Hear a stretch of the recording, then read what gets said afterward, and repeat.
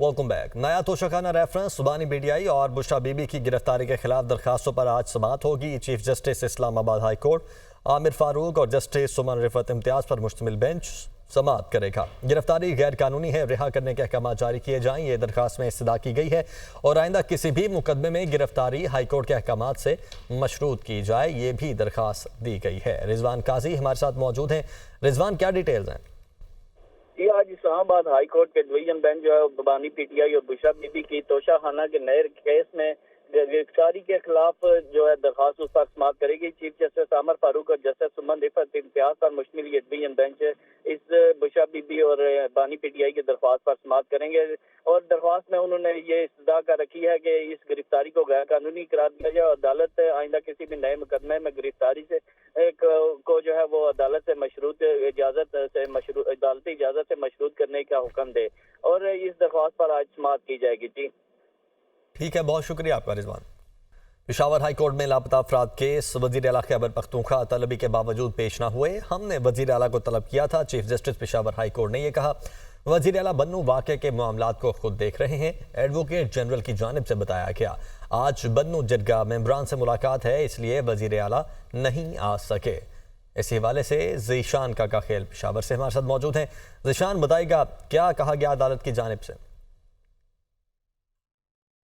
जी बिल्कुल, ये लापता अफराद का केस है जिस पर आज समाअत हुई है। समाअत पेशावर हाई कोर्ट के चीफ जस्टिस इश्तियाक इब्राहिम ने की है। आज जो है अदालत ने वज़ीर आला खैबर पख्तूनख्वा अली अमीन गंडापुर को पेश होने की हिदायत दी थी और यही कहा था कि वज़ीर आला अदालत को बताए कि वो क्या इक़दाम कर रहे हैं लापता अफराद को बाजियाब कराने और लोगों को महफूज बनाने के लिए। लेकिन आज जो है तलबी के बावजूद भी वज़ीर आला पेश न हो सके, जिस पर जो है एडवोकेट जनरल शाफिउल खेल ने अदालत को बताया कि वज़ीर आला बन्नू में पेश आने वाले वाक़े की तहकीकात में मसरूफ़ है और आज उनकी मुलाकात है बन्नू के मशरान के साथ, इसलिए वो अदालत में पेश नहीं हो सके हैं। जिस पर अदालत ने यही इस्तिफ़सार किया कि कल आपके साथ भी इसी तरह हो रहा था, इसलिए आप इस मामले को संजीदा लें और सेफ्टी कमीशन के साथ साथ दीगर इक़दाम उठाए, क्योंकि अक्सर देखने में आ रहा है कि अदालती अहकाम के बावजूद भी लोगों को उठाया जाता है।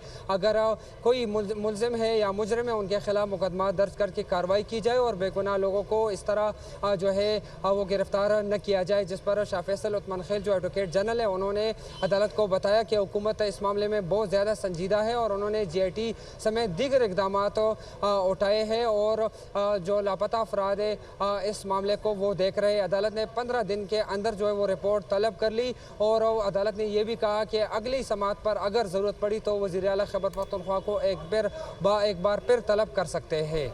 जी ठीक है, बहुत शुक्रिया आपका। वफाकी वज़ीर इत्तलात अता तारड़ का कहना है कि मुल्क में अदम इस्तेहकाम और इंतशार PTI का मंशूर है। वो हमेशा लाशों की तलाश में रहते हैं। तहरीक इंसाफ सियासी नहीं, दहशतगर्द जमात है। बन्नू वाक़या तहरीक इंसाफ ने खुद किया। ताजरों के अमन मार्च में दीगर जमातों के साथ तहरीक इंतशार भी शामिल थी। मुल्क में एक सियासी जमात जिसको तहरीक इंतशार भी हम कहते हैं और TTPTI भी कहते हैं, तहरीक तालिबान पाकिस्तान तहरीक इंसाफ, उसकी शुरू से कोशिश रही है कि इस मुल्क में जो सियासत की जाए वो इंतशार की सियासत की जाए, तशद्दुद की सियासत की जाए और इस मुल्क के हालात को ख़राब किया जाए और कोशिश की जाए कि इस मुल्क में इकनॉमिक स्टेबिलिटी ना आए। वो लोग हैं जो हमेशा लाशों की तलाश में रहते हैं। मैं ये क्यों कहता हूँ कि ये लाशों की तलाश में रहते हैं? बन्नू में ट्रेडर्स का एक अमन मार्च था। ट्रेडर्स के अमन मार्च के अंदर चंद सियासी जमातों के लोग शामिल हुए, तरीके इंतशार के लोग भी शामिल हुए। बन्नू का वाक़या आपके लोगों ने खुद किया। मुसल्ला जत्थे आपने भेजे, मुसल्ला जत्थों ने वहाँ पे फायरिंग की। दहशतगर्दी का जब वाक़या हुआ वहाँ पे लोगों को लड़ाने की कोशिश की, दंगा फसाद करवाने की कोशिश की। अल्लाह का शुक्र है हम बड़े नुकसान से बच गए। असद कैसर साहब मेरे लिए बहुत काम है, मगर ये उन्होंने कहाँ से अखज़ किया, क्या मेंबर्स का नाम बताया, किसने किसको अप्रोच किया, किस नंबर से कॉल आई को बताएं। तफसीलात तो कोई नहीं है ना, हवा में एक तीर जो है वो चला दिया। और दूसरी बात यह है कि मैं देखिए बड़ा क्लियर इन मामलात के ऊपर कि कोई किसी को ना अप्रोच कर रहा है ना तोड़ने की कोशिश कर रहा है। पीपल्स पार्टी के हवाले से नैयर बुखारी साहब का एक बयान आ चुका है।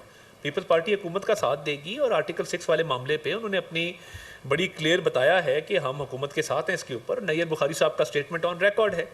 तो मैं ये समझता हूँ कि ये दहशतगर्द जमात है और ये बिल्कुल, ये आर्टिकल 6 वाली कार्रवाई बिल्कुल होनी चाहिए। आप असेंबली कैसे तोड़ सकते हैं?